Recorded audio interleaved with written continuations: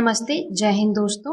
I welcome you all to my YouTube channel. आज हम बात करेंगे कंगना रनावत के कंट्रोवर्शियल स्टेटमेंट की, जो उन्होंने रिसेंटली टाइम्स नाउ नव भारत चैनल के इंटरव्यू के दौरान दिया था। जैसा कि हम सब जानते हैं कि कंगना रनावत जो है वो हिमाचल प्रदेश के मंडी से भाजपा की लोकसभा प्रत्याशी हैं और उसी प्रमोशन के दौरान उन्होंने ये इंटरव्यू दिया है। And on the said occasion she was being interviewed by the anchor Navika Kumar, और इंटरव्यू के दौरान उसने ये कहा कि Netaji Subhash Chandra Bose was the first prime minister of India. ये एक छोटी सी क्लिप है उस इंटरव्यू की, वो आप पहले देख लीजिए, फिर हम आगे फैक्ट्स पर बातें करेंगे।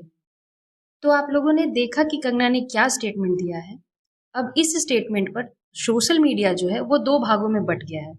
One section is supporting her while the other section is criticizing her, but I am not going to do either because I will talk on facts.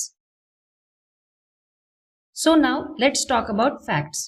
पर facts पर बात करने से पहले कुछ सीधे सवाल हैं और उनके सीधे जवाब हैं। पहला सवाल, क्या बोस बाबू ने विदेश में आजाद हिंद की सरकार बनाई थी? तो जवाब है हाँ, बिल्कुल बनाई थी। दूसरा, क्या वो देश के पहले प्रधानमंत्री थे? तो जवाब होगा नहीं, बिल्कुल नहीं। अब आप पूछ सकते हैं कि जब उन्होंने सरकार बनाई थी आजाद हिंद की, तो वो भारत के पहले प्रधानमंत्री कैसे नहीं हुए? तो इसको समझने से पहले इंडियन नेशनल आर्मी का इतिहास जानना थोड़ा जरूरी है। Indian national Army was originally created by captain Mohan Singh and not by Subhash Chandra Bose. World war II के दौरान इन फरवरी 1942 जापानीज आर्मी ने सिंगापुर में ब्रिटिश आर्मी को हरा दिया था और सिंगापुर को कैप्चर कर लिया था। इस इंसिडेंट को इतिहास में फॉल ऑफ सिंगापुर के नाम से हम जानते हैं, और ये एक बहुत बड़ा झटका था for the mighty British empire. Singapore के फॉल के बाद जितने भी ब्रिटिश आर्मी के ऑफिसर्स और सोल्जर्स वहां पे थे, उनको कैप्चर कर लिया गया था।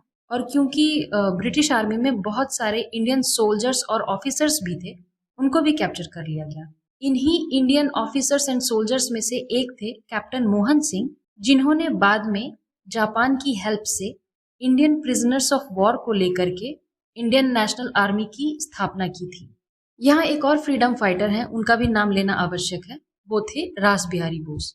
ये काफी समय से जापान में ही रह रहे थे और इन्होंने वहां की नागरिकता भी ले रखी थी, और वहीं रह करके वो भारत का फ्रीडम मूवमेंट चला रहे थे। इन्होंने 1942 की शुरुआत में इंडियन इंडिपेंडेंस लीग की स्थापना की थी, which was mainly involved in political work. तो यहाँ तक हम ये समझ चुके हैं कि जो इंडियन इंडिपेंडेंस लीग की स्थापना रास बिहारी बोस ने की थी, वो की थी जापान में, और कैप्टन मोहन सिंह ने जो इंडियन नेशनल आर्मी बनाई थी, वो बनाई थी सिंगापुर में। तो जब रास बिहारी बोस को INA के गठन के बारे में पता चला इन सिंगापुर, तो ही केम टू सिंगापुर, और इन दोनों ने मिलकर के ये डिसाइड किया कि let's merge both the unit so that it can work in both political and military field. पर अब प्रॉब्लम यहाँ ये हो गई कि जो जापान था वो ये चाहता था कि इंडियन नेशनल आर्मी में सोल्जर्स की जो संख्या है वो 2000 से ज्यादा ना हो, जबकि मोहन सिंह चाहते थे कि वो जितनी ज्यादा से ज्यादा बड़ी सेना बना सके, ताकि जो इंडिया में फ्रीडम मूवमेंट चल रहा था, अगर जरूरत पड़े तो हम मिलिटरीली उसको बाहर से सपोर्ट कर सके। अब यहाँ कैप्टन मोहन सिंह के अप्रोच में और जापान के अप्रोच में मतभेद हो गया, तो इन्हीं मतभेदों की वजह से captain Mohan Singh left INA। यहाँ तक जितने भी इम्पोर्टेंट इवेंट्स की हमने बात की, जैसे fall of Singapore, formation of Indian national army, formation of Indian independence league और merger of the league and the army, it all happened in 1942। और इसके बाद आता है साल 1943 का, जब सुभाष चंद्र बोस की एंट्री होती है। Bose reached Japan in 1943 via Afghanistan, Russia and Germany.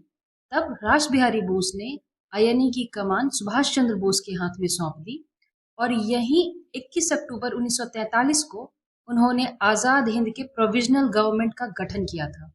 ये गवर्नमेंट एक प्रॉपर गवर्नमेंट की तरह थी, जिसमें मिनिस्टर्स को डिपार्टमेंट एलोकेट किए गए थे।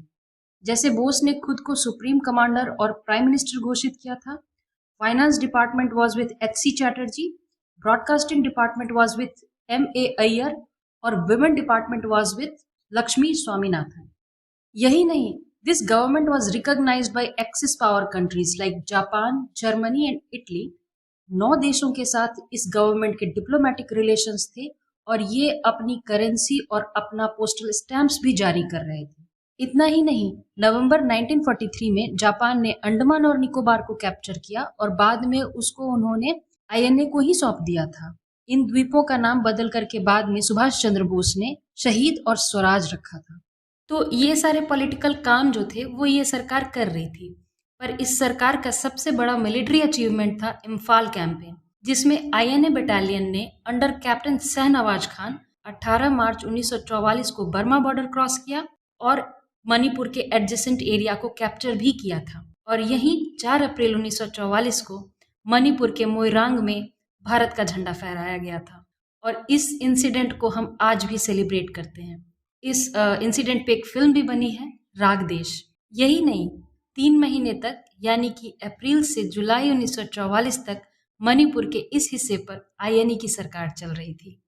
पर जब अगस्त 1945 में अमेरिका ने जापान के 2 शहरों हिरोशिमा और नागासाकी पर परमाणु बम गिरा दिया, तब जापान को 15 अगस्त 1945 को सरेंडर करना पड़ा और इसके तुरंत बाद 18 अगस्त 1945 को बोस बाबू भी प्लेन क्रैश के बाद लापता हो गए और उनके लापता होने के बाद एक प्रकार से कह सकते हैं कि INA came to an and.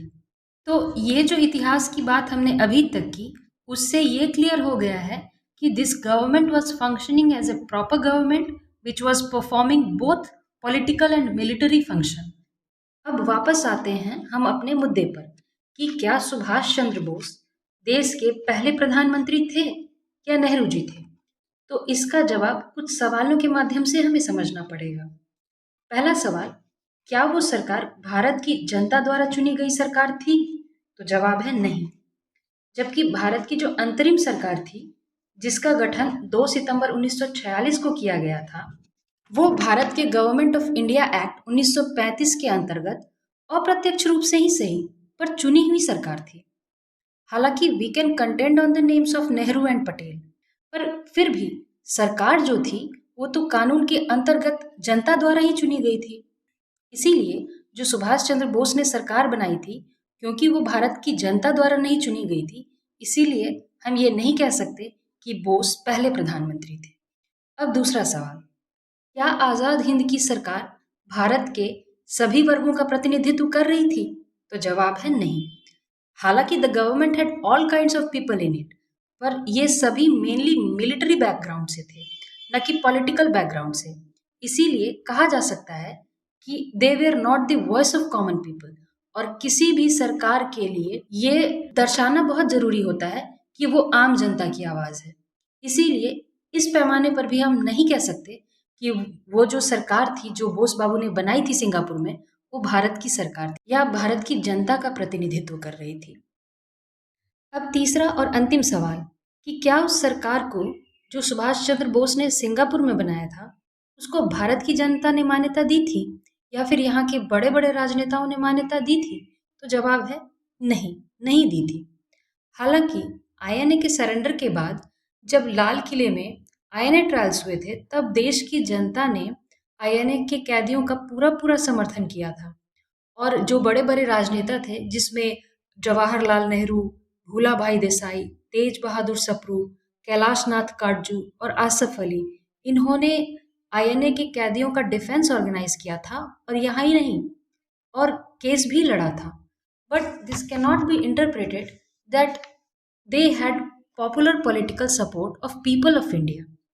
So after discussing all these points in detail, हम ये कह सकते हैं कि Subhash Chandra Bose was not the first prime minister of India.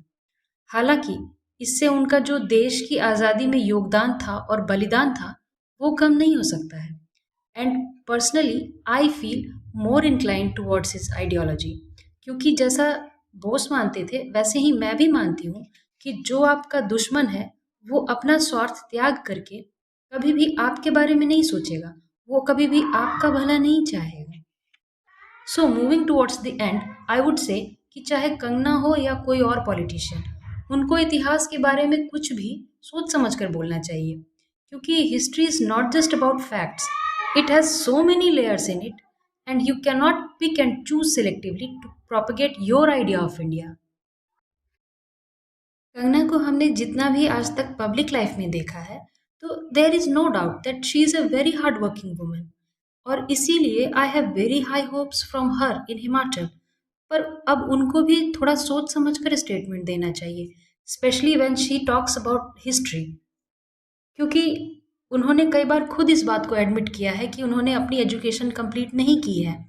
तो ऐसे में क्या होगा कि उनका हर एक स्टेटमेंट जो है, specially when she talks about history, उसको हमेशा क्रिटिसिज्म की नज़र से ही देखा जाएगा।